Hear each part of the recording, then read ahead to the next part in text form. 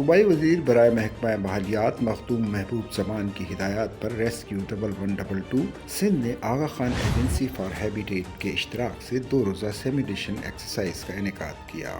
صوبائی وزیر بحالی مخدوم محبوب الزمان کی خاص ہدایات پر جاری مون سسٹم کو مد نظر رکھتے ہوئے ریسکیو سروس سندھ اپنی خدمات سر انجام دے رہی ہے۔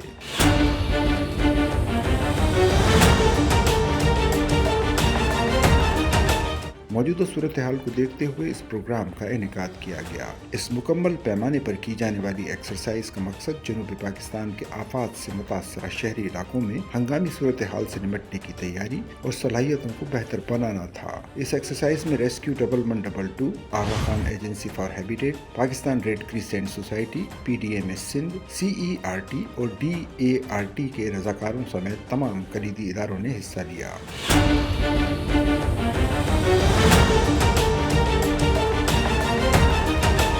تمام ٹیموں کو حفاظتی اقدامات، روابط اور آپریشنل کرداروں پر ہم آہنگ کرنے کے لیے ریسکیو 1122 ہیڈ کوارٹر کراچی میں ایک مشترکہ رابطہ اجلاس بھی منعقد کیا گیا۔ ایکسرسائز کا محور ایک منہدم عمارت کے منظرنامے پر تھا، جس میں شہری آفات کے دوران عملی رد عمل کی جانچ، ریسکیو اقدامات، ابتدائی طبی امداد اور بروقت انخلاء شامل تھا۔